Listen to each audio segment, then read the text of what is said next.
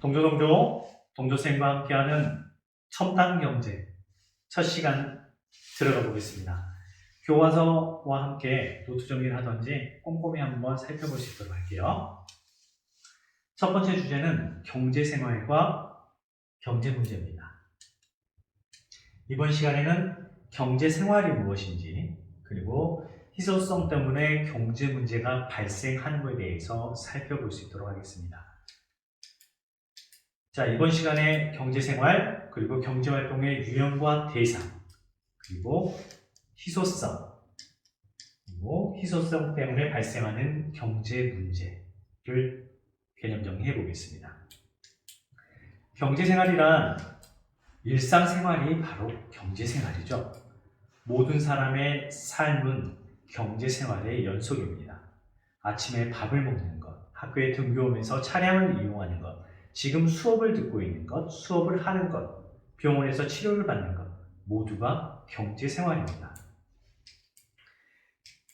인간에게 필요한 욕구가 있고 이를 충족시켜 나가야 됩니다. 그러기 위해서는 많은 물건과 도움이 필요하죠. 이런 인간의 욕구와 필요를 충족시키는 물건을 우리는 재화, 상품을 재화라고 합니다. 재화, 상품은 구체적인 형태가 있죠. 반면에 가치를 더해주는 도움이나 행위를 서비스라고 합니다. 지금 여러분은 교육 서비스를 받고 있는 것이죠. 즉, 경제활동은 정리해보면 인간의 필요와 욕구를 충족시키기 위해 필요한 재화와 서비스를 생산, 분배, 소비하는 모든 활동을 경제활동이라고 합니다. 다시, 재화와 서비스를 생산, 소비, 분배하는 모든 활동을 경제활동이라고 합니다. 경제생활과 다양한 생활은 밀접한 관계가 있습니다. 교육, 정치, 경제, 사회 모든 것들이 밀접한 관계를 갖고 있다는 것을 알 수 있습니다. 다음은 경제활동의 유형입니다. 자, 경제활동이란 재화와 서비스를 생산, 분배, 소비하는 모든 활동이라고 했습니다. 경제활동은 먼저 생산입니다. 새롭게 만들어내거나 그 가치를 증가시키는 행위를 생산이라고 합니다. 제조, 만드는 것, 운반, 보관, 교육, 치료, 미용 등 모든 것들을 생산이라고 합니다. 생산은 조금 전에 봤듯이 가치를 증가시킨다는 것은 부가한다 가치를, 부가가치를 증가시키는 것을 생산이라고 하는데요. 중3 때 여러분이 배우셨을 겁니다. GDP, 국내 총생산을 배우셨죠.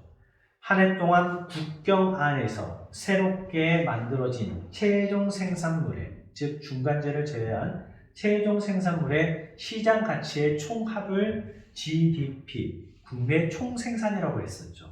이 GDP가 다른 의미로 부가가치의 총합으로도 GDP를 산출할 수 있습니다. 다시, 생산은 무슨 가치? 부가가치를 더해주는 것. 즉, 국내 총생산은 부가가치의 총합으로도 산출해낼 수 있습니다. 분배입니다. 경제활동 생산, 분배, 소비 중에 가장 중요하면서도 이해하기 어려운 부분인데요. 분배는 생산을 하려면 생산 요소가 필요합니다. 재료가 필요하죠. 그 재료는 노동, 자본, 토지입니다. 생산 3요소, 노동, 자본, 토지. 생산에 참여하여 생산 요소를 제공하고 그에 대한 대가를 받는 것을 분배라고 합니다. 다시, 생산에 필요한 노동, 자본, 토지에 대해 생산 요소를 제공하고 대가를 받는 것을 분배라고 합니다. 그렇다면 노동을 제공한 사람에게는 뭘 줘야 되겠습니까? 임금을 줘야 되겠죠. 월급, 시급, 연봉 같은 노동의 대가로 임금을 지불합니다. 자본을 제공한 사람에게는 이자를 제공해야 되죠. 자, 돈을 빌려왔으면 먼저 이자를 제공하고, 공장을 짓기 위해 토지를 제공한 사람에게는 땅값, 지대를 제공해야 되는 것입니다. 대가를 지불하는 기업 입장에서는 이게 원용이 되고 비용이 되겠죠. 기업 입장에서는 재료를 구입하는데 이 노동을 사용하고 자원을 빌려오고 토지를 사용하는데 비용이 들겠죠. 반면에 분배를 받는 사람들 입장에서는 대가를 받는 소비자 입장에서는 이것이 뭔 득이 된다? 소득이 됩니다. 자, 이게 왜 중요하냐?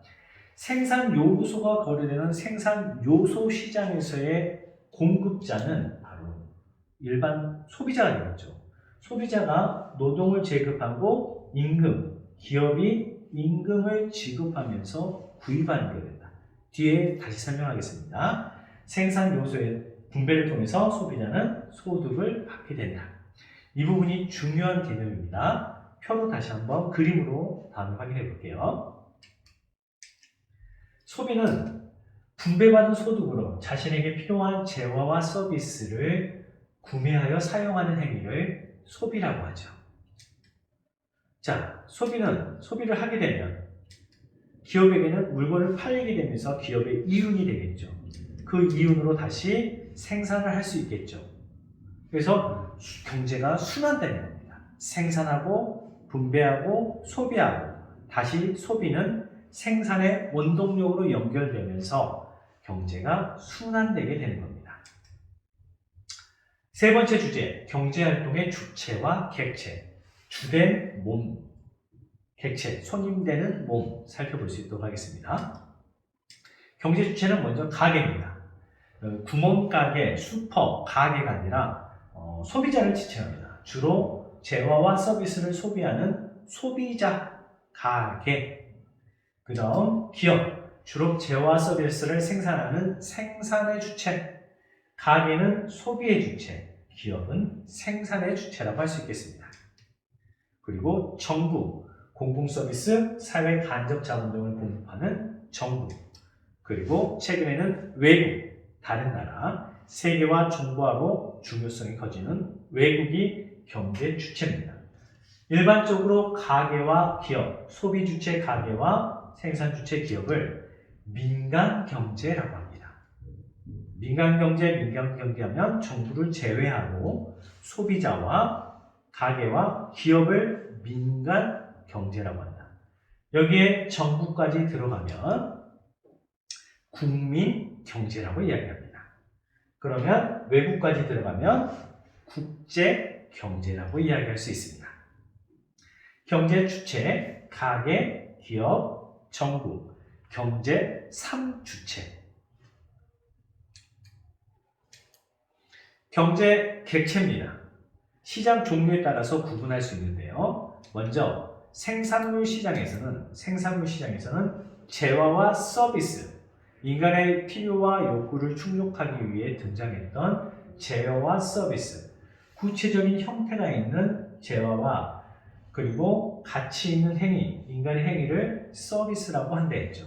생산물 시장에서는 경제의 개체가 재화와 서비스인데 반면 생산 요소 시장에서는 노동, 토지, 자본이 경제 객체가 됩니다. 다음 희소성. 드물희, 저불소. 경제에서 가장 중요한 개념 희소성입니다. 희소성이란 인간의 욕구는 무한한데 끝이 없는데 이를 충족시킬 수 있는 자원의 양이 상대적으로 부족한 상태를 희소성이라고 합니다. 자, 상대적으로 부족합니다. 희소성의 특징은 욕구 크기에 따라 달라지는 상대적 개념이다. 즉, 자원이 엄청 많다고 합시다. 근데 인간의 욕구가 더 많아. 그러면 희소성이 있는 겁니다. 자원이 조금 있는데 희귀해. 하지만 인간들이 그 자원에 대해서 전혀 관심이 없어. 그럼 희소성이 없는 겁니다. 즉, 자원과 욕구 중에 욕구가 더 클 때만 희소성이 등장한다는 상대적 개념이라는 거죠. 장소와 시간에 따라서 변화합니다. 왜? 상대적 개념이기 때문에 장소와 시간에 따라서 욕구가 달라지기 때문이죠. 자, 사막에서는 얼음이 희소성이 있겠지만 북극 지역에 갔을 때는 얼음은 희소하지 않는 것처럼요. 지금 우리 현대에서는 스마트폰이나 노트북 같은 전자기기 IT 상품이 희귀하지만 필요하지만 조선시대나 과거에는 스마트폰이 필요가 없겠죠. 장소와 시간에 따라 변한다. 여기서 말했지만 희소성은 상대적으로 부족한 거지만 희귀성은 절대적으로 부족한 것입니다. 즉 희귀성과 희소성은 다르고 경제에서는 희소성의 개념을 강조합니다. 자, 기본적인 경제 문제에 대해서 살펴보겠습니다.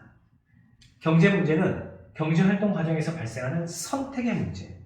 짜장면을 먹을까? 짬뽕을 먹을까? 시험 기간 때 영어 공부를 할까? 수학 공부를 할까?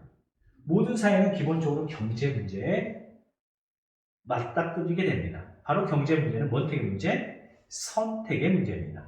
이러한 선택의 문제가 발생하는 이유는 바로 자원의 희소성 때문입니다.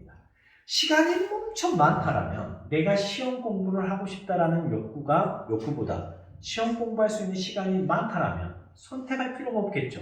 하면 되니까. 하지만 시험 공부를 하겠다는 욕구는 많지만 그 공부할 수 있는 시간은 상대적으로 적기 때문에 어떤 과목을 선택해서 해야 되는지 바로 선택의 문제에 맞닥뜨리게 되는 것입니다. 경제의 문제는 뭔택의 문제? 선택의 문제다. 그 선택의 문제는 무엇 때문에 발생한다? 자원의 희소성 때문에 발생하게 되는 것입니다. 기본적인 경제 문제 몇 가지 세 가지를 살펴보겠습니다. 첫 번째, 경제 문제 첫 번째는 무엇을 얼마나 생산할 것인 겁니다. 여기서는 무조건 효율성입니다. 어떻게 적은 걸 투입해서 많이 생산할 수 있을까? 바로 효율성의 관점에서 무엇을 생산해야 내가 이윤을 많이 낼 수 있을까? 무엇을 얼마나 생산해야 내가 이윤을 얻을 수 있을까?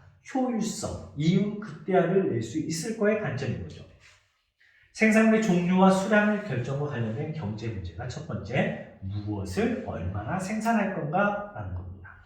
내가 옷가게라면 어떤 옷을 얼마나 생산해야 선택해야지만이 잘 팔려서 많은 이윤을 얻을 수 있겠죠. 바로 생산의 문제 고민이었고요. 두 번째 경제 문제는 어떻게 생산할까입니다. 이것 또한 효율성의 문제입니다. 기계로 생산할 건가? 사람을 투입해서 생산할 것인가? 결정된 재화나 서비스에 대해 생산 방법에 대한 문제죠. 고속도로를 운용하는 한 고속도로 공사라고 생각하겠습니다. 사람을 투입해서 요금을 받는 게 효율적이고 이윤이 많이 나올 건가? 아니면 하이패스를 이용하는 게 이윤이 많이 나올 것인가? 즉, 두 번째, 어떻게 생산할 것인가의 문제도 바로 원율성, 효율성, 이윤 극대화 측면에서 살펴보아야 할 것입니다. 세 번째, 누구를 위해 생산할 것인가 라는 것은 분배의 문제라고 할 수도 있습니다. 생산한 재화와 서비스의 가치를 누가 얼마나 차지할 것인가 이를 결정하는 문제, 누구에게 어떻게 분배할 거냐의 문제입니다. 즉, 무엇을 얼마나 생산할 것인가, 어떻게 생산할 것인가의 문제였다면 세 번째, 누구를 위해 생산할 것인가는 효율성도 포함되지만 바로 형평성, 왜? 누군가가 10개를 가져간다면 다른 사람은 더 적게 가져갈 수밖에 없기 때문에 형평성을 생각해야 합니다. 판매 수익이 많이 늘었는데 직원에게 성과금을 줄 것인지 아니면 기업 사장이 이윤을 더 챙겨갈 것인지 이런 고민들을 하게 되는 것입니다. 즉, 분배의 문제가 되는 것입니다.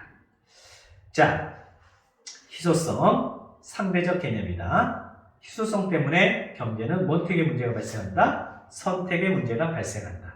그리고 선택의 문제는 경제의 세 가지 문제. 무엇을 얼마나 생산할 것인가? 어떻게 생산할 것인가? 누구를 위해 생산할 것인가에 대한 경제 문제를 나타낸다고 했습니다. 자, 교과서나 노트에 차분히 정리하시고 다 정리되시면 동조 부르시고 확인 문장 받으시기 바랍니다. 수고하셨습니다.